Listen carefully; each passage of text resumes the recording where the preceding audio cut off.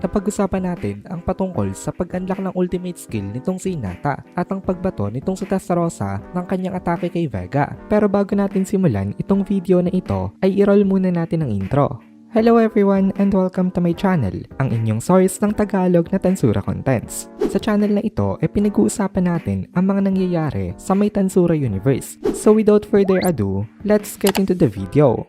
So itong ang white flame na ginamit nitong sa Testarossa ay umuubos sa buhay ng kalaban. So mga life forms lang ang naapektuhan nito at yung mga life forms lang na pinili nitong sa Testarossa kaya walang damage ang kanilang surroundings. Ang naapektuhan lang ay itong si Vega at ang kanyang mga kasama. Mas mainit pa daw itong white flame na ito compared sa isang nuclear magic at walang nagawa itong si Vega para protektahan ang kanyang sarili dito. As a result ay in an instant ay bigla siyang nasunog.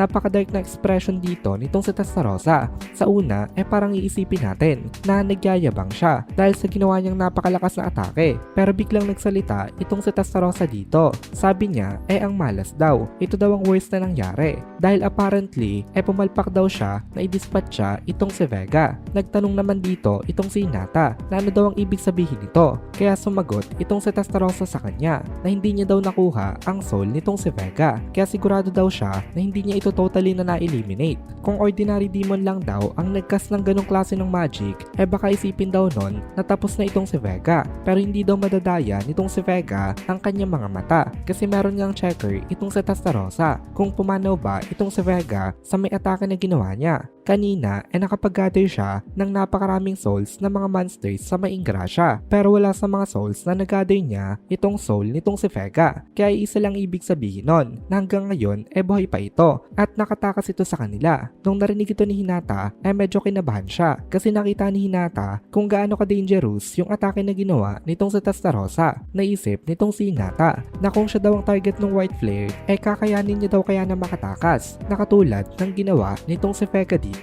Ini-admit nitong si Hinata na kung siya daw ang kalaban nitong si Testarossa at ginamit ni Testarossa itong white flare niya ay talo na daw siya. The moment na ini-activate nitong si Testarossa yon, nagkasundo itong dalawang ito dito na pumalpak nga sila na i-dispatch siya itong si Vega. Hiyang-hiya itong si Testarossa kasi sabi niya ay hindi niya daw maharap ngayon itong si Rimuru-sama. Dan naisip rin nitong si Hinata ito magiging reaction sa kanya nitong si Rimuru. Feeling ni Hinata ay natutuwa itong si Rimuru tuwing nagfe-fail siya. Ang dating kasi kay Hinata ay parang palagi daw nagmamagaling itong si Rimuru kaya lagi itong masaya kapag in trouble itong si Hinata. Pero hindi naman puro hate lang itong si Hinata kay Rimuru dahil dito. Masaya daw itong si Rimuru kapag in trouble itong si Hinata dahil alam daw nito na magre-relay ito sa kanya at masaya daw si Rimuru tuwing nire-relayan siya nitong si Hinata. Kaya meron itong si Hinata na mixed feelings about dito. Ngayon ay nag-uusap itong sila Hinata at Testarossa. Andito rin itong si Moss pero hindi siya sumasabat sa kanilang conversation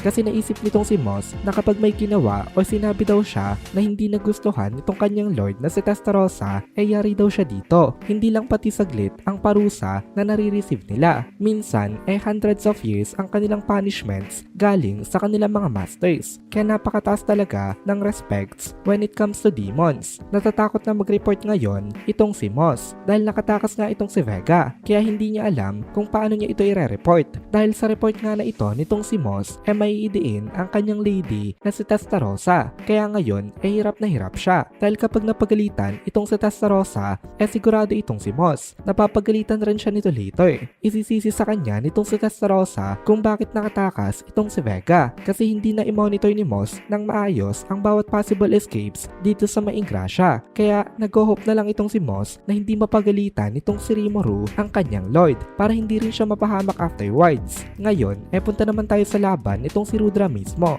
Ang sword nitong si Rudra dati ay nakahinata na ngayon pero mayroon pang isang sword itong si Rudra at inisamon niya ito. Ito ang kanyang sword na tinatawag na Deva. Ito ang kanyang favorite sword during the time na siya ay isa pang hero. Ang sword na ito ay bigay sa kanya mismo ng kanyang friend and mentor na si Veldanava. Kabilang ito sa highest grade of all the mythical grade level na swords. Ka-level ito ng sword na Asura Asura nitong si Milim. Ang Asura at Deva ang pinakamalalakas na swords in existence. Nung nakita ito ni Feldway, napailing siya dahil itong sword daw na ito pag-aari nitong si Feldenava Sama. Sabi naman ni Rudra sa kanya, oo nga daw dahil ibinigay daw ito sa kanya nitong si Feldenava. Nag-reply naman itong si Feldway na unforgivable daw na kay Rudra nga ito ngayon dahil sayang daw itong sword na ito kung ito daw ay magiging in possession lamang ng isang mere mortal, pero walang pakialam itong si Rudra sa mga sinasabi nitong si Feldway sa kanya. Ngayon itong si Rudra na ang nagsimulang maglakad palapit kay Feldway. Nanonood lang ngayon itong si Felgrind. Medyo kinakabahan siya sa mangyayari pero may tiwala naman siya sa may kakayanan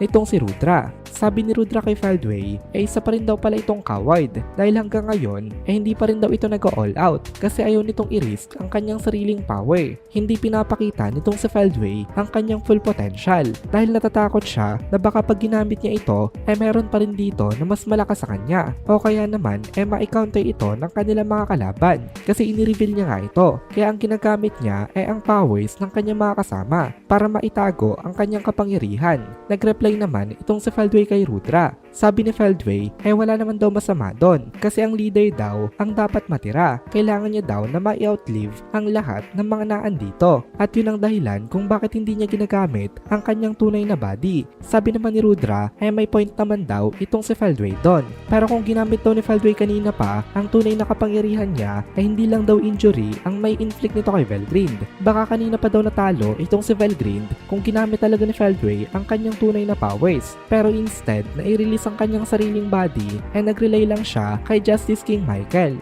At dito na muna natin tatapusin itong video na ito. Kung nagugustuhan mo itong mga videos natin please consider joining the membership para mapanood mo na agad ang mga kasunod na part dahil palaging advance ang ating mga members. Also please consider leaving a like at mag-comment ka na din para ma-boost naman tayo